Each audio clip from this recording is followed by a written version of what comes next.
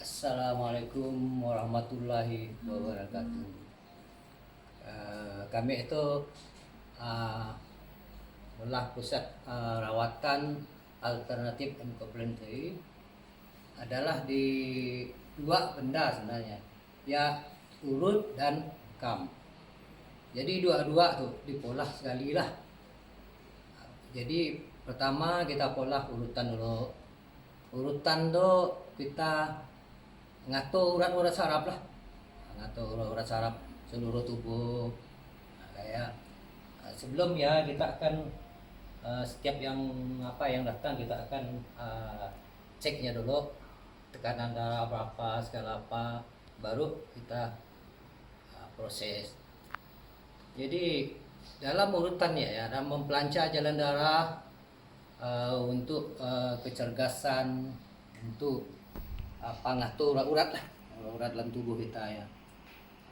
Setelah ya baru kita masuk pada proses yang kedua, yaitu bekam. Bekam tuh bukan sembarang bekam. Bekam ya depend pada apa masalah seseorang ya. Contohnya darah tinggi, yang poin lain.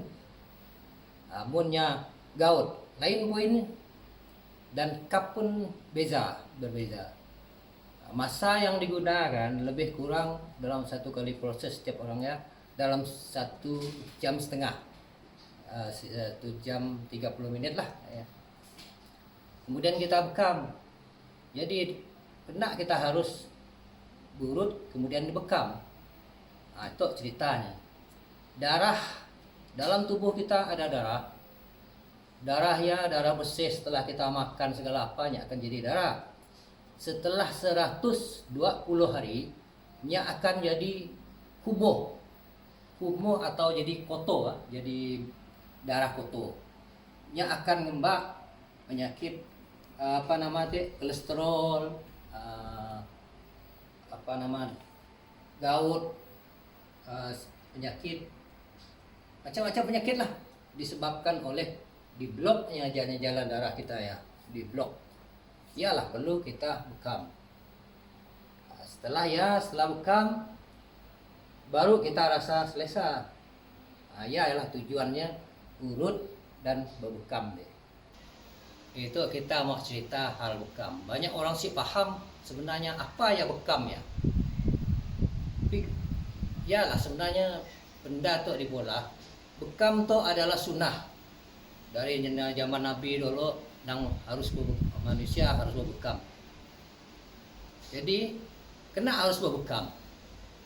Yalah kami madah teh darah 120 harinya akan jadi koto, diantar ke seluruh urat-urat saraf kita, disebut meridian. Meridian tuh urat-urat saraf. Diantarnya ke sia, karena saya tahu sini yang buang. Mun perempuan ada datang haid yang akan buang sia. Tapi orang laki sini nak buang, hanya perlu bekam darah kotor. Darah kotor ialah punca penyakit. Macam-macam sakit lah. Lebih gila tekanan jadi darah tinggi, lebih gila kolesterol jadi gout. Macam-macam sakit disebabkan oleh sini. Jadi siapa sebenarnya yang harus berbekam ya? Apakah orang sakit? Yang sakit sebenarnya benda tuh maintain, kita harus berbekam sekurangnya 3 bulan sekali. Mun kita tidak apa-apa, tapi mun kita ada sakit, tidak darah tinggi, depend ya terpulang kepada tukang bekam ya lah. Perlu berapa jangka harus datang lagi pola disebut terapi lah, sampai darah ya turun, mendapat buang sekali darah tinggi. Darah tinggi apa? Tekanan darah lebih gila ke tubuh kita. Bukan tekanan darah bagus, tekanan darah yang bagus. Tekanan darah kotor deh. Jadi mau dibuang lah, skip. Ya untuk orang yang pencegahan lah 3 bulan sekali. Namun orang udah ada darah tinggi, ada kolesterol, ada gout, ada insomnia, susah nak tidur, sakit kepala, segala macam-macam sakit datang situ, hanya akan ikut apa dikata juru bekam deh ikut terapi lah sampainya sembuh.